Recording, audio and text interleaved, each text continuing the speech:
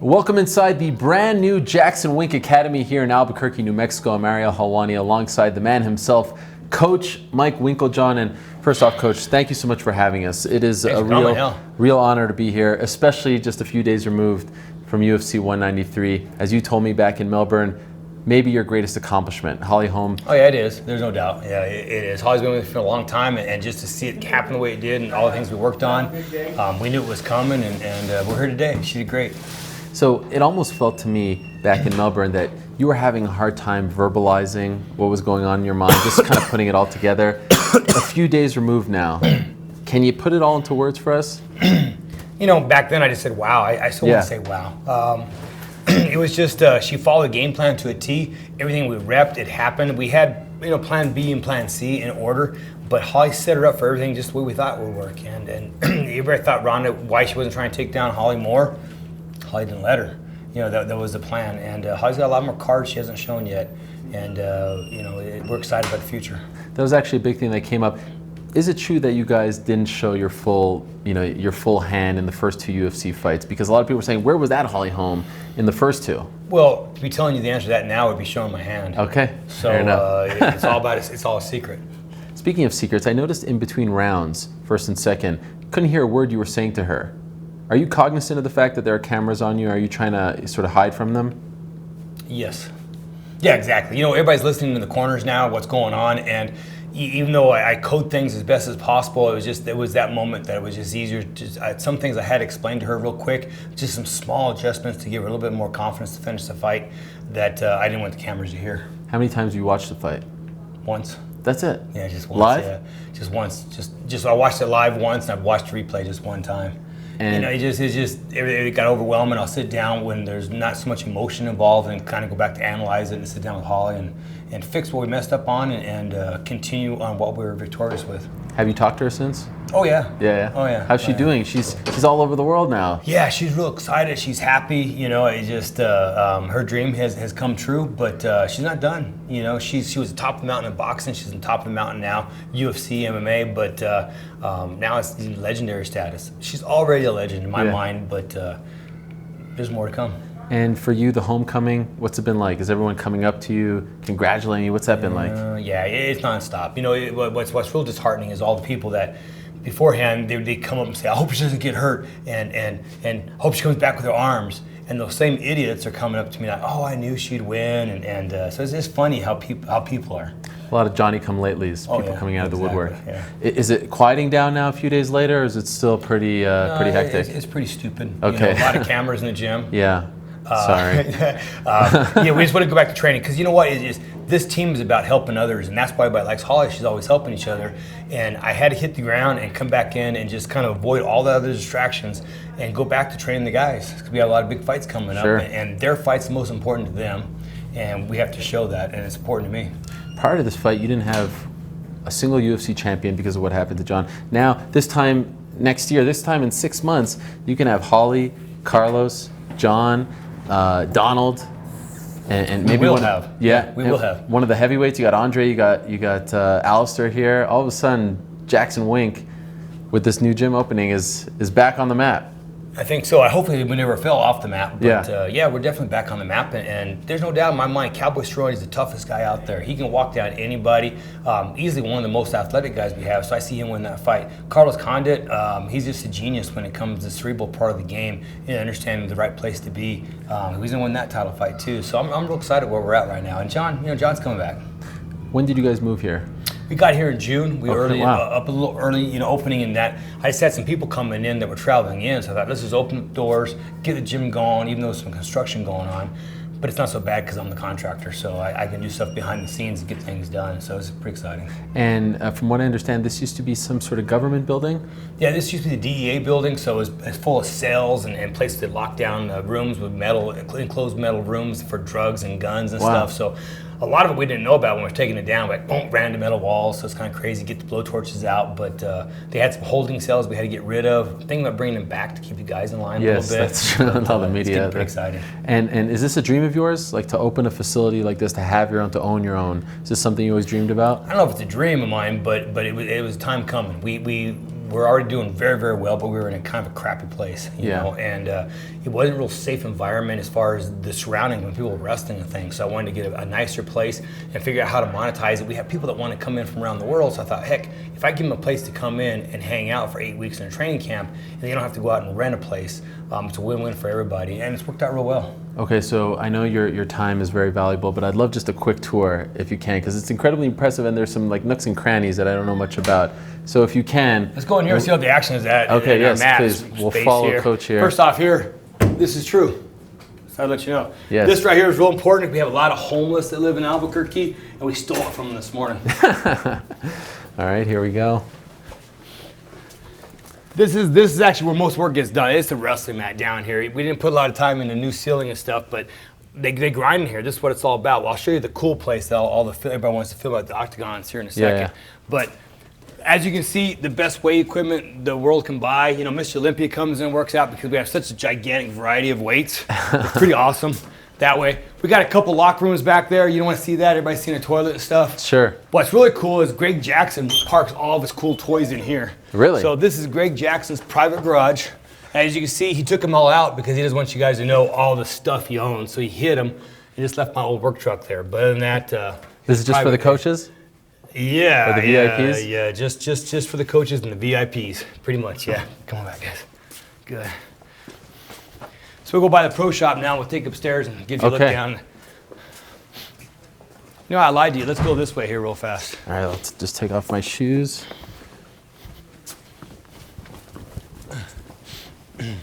So we got the cages. So what we got 2 octagons here, which makes it really nice because we have a lot of people working out here at one time, and they were tripping over each other at the old place. So we had to get some more space. But you know, sometimes we'll have 10 guys in one octagon working out, and we're working tight, close stuff. So it's nice to have 2 of them. We got a whole bunch of bags for everybody. We have a sled to push over there. These were big concrete tees that they came in. We had to cut those and take those down. Oh, wow. That's where all those holding cells were before. So it used to be 2 stories, and we blew it out and make it open. So it's really cool filming from up there. So it's really cool. No rings, huh? No rings, no boxing rings. Well, why not?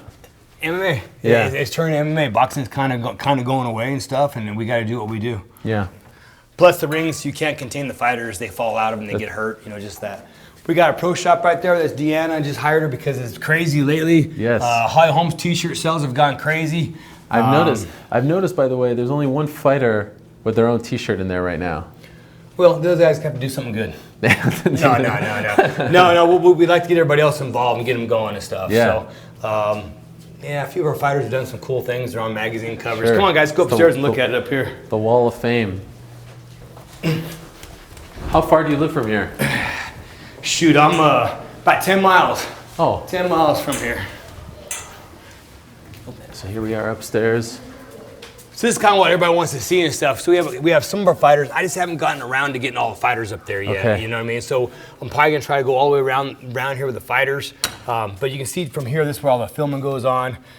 Greg and I want to start doing a lot of stuff from here so people can kind of start watching what we're doing. So you want to film the practices, the sparring? Yeah, not so much the actual practices, but maybe some seminar-ish type of stuff. Okay. That type of thing. But it's a who's list of guys that are already up on the wall, and we got a lot more coming. Will you ever, if a guy is sparring in here, 2 guys are sparring, two women are sparring, will you ever stand from here and watch over, or is it a better vantage point? I have many times stand here and watch, and what the advantage of that is sometimes when you're on the ground, you can't see things the same as from up here. From here, sometimes you get a better look at the length of what's going on. It's just kind of a different dimension as far as footwork, things going that way. You don't see the level, but you can definitely see the spread this way. Yep. So it helps out coaching quite a bit. Let's Nice go back here. luxury. This is where we're different probably than most people. Is we offer dorm rooms and apartments and stuff. So Fighters. yeah, it's fighters only and stuff. So wow, we got special security here. To the unsung well, heroes. we try to keep fans out and stuff. Yes, so. and media Come on in. probably Yeah, as and the well. media guys. Let's get back. So what we have is a big common area here. Ed Benticu, Ed's the star here. Hello, Ed. He helped me build this place. In fact, now he's helping me build a restaurant and I'm making him work. So don't spend too much time on him. In the facility restaurant? No, actually another restaurant for Oh. my contracting Okay. business stuff. So this is kind of where all the fighters hang out. It's kind of the common area room. We've had like a who's list of people signing the walls. Lorenzo Fertitta signed it. Dana White signed it. You know, so I put like Holly Holm sign the wall. Sure, that's great. Some important people. Ariel, Yes. you signed the wall, didn't you? Actually, I have. I told right. them the wall has been devalued forever. All right. You know what? I can take you down there, but we have like 4 different dorm rooms. I'll just cut to the chase and show you one right here. Oh my. So this is what it's all about. This reminds everybody of college days. Dorm living. There you go. Someone just hid because they're half asleep. Pretty exciting stuff. And to think to be part of this, how exciting is that? This is living the dream. Yes. Living the dream, we say. Yeah. So come on out. So we have 4 different rooms. We have one that's just specifically for the women. We have a whole bunch of showers and laundry facilities. You don't want to see that. Do you think, in all honesty, does that kind of living kind of breed champions in your opinion? Like, does it have to be sort of down and dirty like that? Yeah, I think so. There's no distractions. What they do is they go to sleep. They get up, they train, they eat, and they go back to sleep. They get up, they train, they eat. And you kind of weed out the people who aren't focused. Yeah, and the people don't want to be here really quickly, or the people that can't get along with others. We don't want them here because if you're not willing to help somebody else out, you're not going to do the team any good, or yourself. So you can't do it by yourself. So what we found out, Greg and I, is that if you're helping others and help each other, that everybody gets better. You know, the worst thing and best thing that can happen is they have to fight each other for a title. But how cool is that you got there? Yeah. So you got to help each other get there. We've got 7 apartments here. This is the only one that's not rented out now. And the only reason for that is I've got a whole bunch of people coming in. I'm going to put a whole big group in this here pretty soon. In a couple weeks it'll be full. So we're pretty much all rented out in our actual apartments. But we got quite a bit. So where are they coming from? This is actually a handicap accessible apartment. Okay. It's got another bedroom back in here and stuff. So. How many fighters do you have living here right now? We've probably got about 30 fighters living here right now. We got them coming in from around the world: Australia, England, London, Kazakhstan, Paris, just Canada. If you're a fighter that wants to come, how do they even? You know, get a hold of us. You can get a hold of us on our website, jacksonwink.com, or email us at jacksonwink@comcast.net. And my manager over there, the ugly guy, Misha. Or info@jacksonwink.com. There you go. Yeah, come on, guys. On the website. Yeah. Come on, guys. It's all corporate now. Yeah. Do you ever have to turn people away? Like it's just too full? Well, you know what it is we have people, if we don't know who they are, we have to look them up. So I got to look at their fights, we got to watch, see how good they are. Are you an MCA champion? What's your background? You don't have to be an MMA fighter, but if you're at the highest level of wrestling, let's bring you in if you want to help others out, because some of my stand-up guys can't wrestle, and vice versa. So we kind of look at what's the best fit.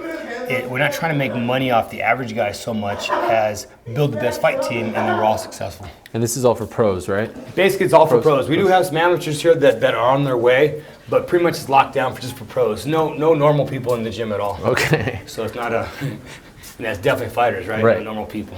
And you didn't have this at the previous location. You didn't have a dorm.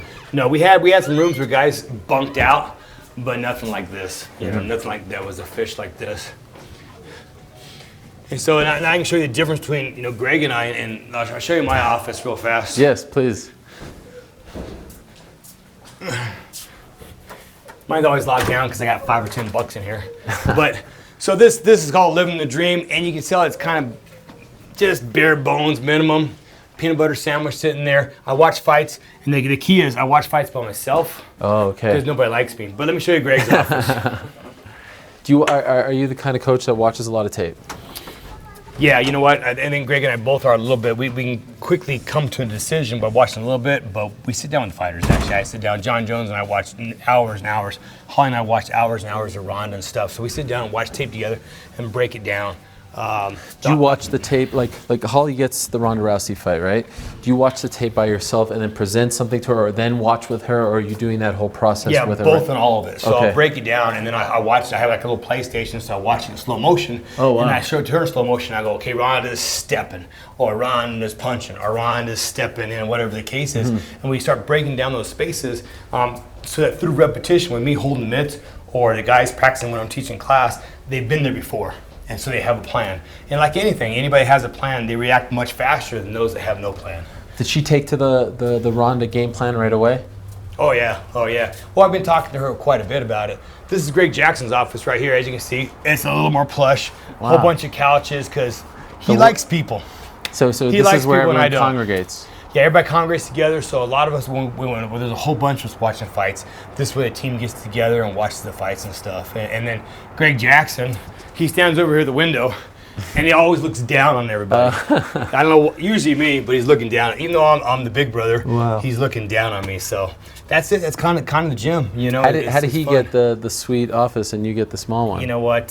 He's my little brother, so I'm always going to take care of him. You know, years and years ago when I was doing some other contracting, I got out of the martial art business, and I was always training fighters behind the scenes. He opened up the gym. He moved his gym, but it was his gym. And I came around the corner, and my name was on the sign. So he gets bigger office. Wow. So that's it. How long ago was that? Gosh, that was 2000 and probably like 2007. Is it not true that you almost at one point were just like, I'm done with this stuff, and he's the one that said, no, we're not done yet? A little bit. You know what it was is I'd always had a lot of schools, a lot of kickboxing, martial arts schools, and it was doing good. You know, it was doing well. The economy flipped, and I started making a lot of money developing properties and doing construction, and I kind of bailed on it because I was just sick of the day-to-day crap, day-to-day stuff, and the game hadn't taken off yet, in essence. And it all happened one time. The economy fell. I started kind of threw my hat back in Greg, and then all of a sudden, boom, we're here. Diego Sanchez, Ultimate Fighter, took off. The whole sport took off, and it's cool. It's been a great ride. So we're on the wave, and I'm trying to stay on the surfboard right now. And you notice when something like Holly beating Ronda happens, that business just explodes? Like, how does that affect what's happening here? Well, a lot. I think people want to be in here because there's so many eyes and there's cameras in here. You know, and so you know, people want to be involved in that. They want to build their brands, whatever the case is. So that's the excitement that's getting built around here. We still don't have, I don't want to accept that many more fighters because it's all about the product. I want our fighters to be the best. Having more, they get in the way. They get hurt. They stumble over each other. So we have to kind of contain to the best fighters in the world. And in the days after the fight, after the big win in Australia, have you noticed a little extra pep in everyone's step? Are guys going a little strong? I mean, is there a motivation that has come as a result of all this? Yeah, I think so. You know what? I think a lot of people were inspired about game plan, about doing things right. Everybody loves Holly anyway because she's always nice, like I was talking about before. And the whole team's pumped up. Everybody's excited. I was looking at some of the videos of some of the people at home as well as all of Albuquerque, and everybody's jumping up excited. And, I was like real focused on the fight, not involved in that, but that excitement, breeds more excitement. Everybody wants to do better for themselves, the same. My favorite part of the whole thing, the announcer is the winner, Izzy Martinez, kisses you. You look at him in disgust. I mean, well, you know what? Yeah. Well, what's even worse, he'll use his little tongue. Oh, really? I felt it on my cheek, so he's gonna pay for that crap. Let me tell you. So that's just if you know me, I'm not very politically correct, so I'm not really happy with him at the moment. I'm kind of embarrassed you brought that up. Thanks, by the way. Well, again, congratulations on that. An unbelievable. We're still on a high. I can't imagine how you're feeling right now. And what a pleasure, what an honor it is to be here just days removed from the big win. And congratulations on this facility. It's fantastic. Thank you for opening the doors. Wish you plenty more success out of here. All right. Thanks a lot.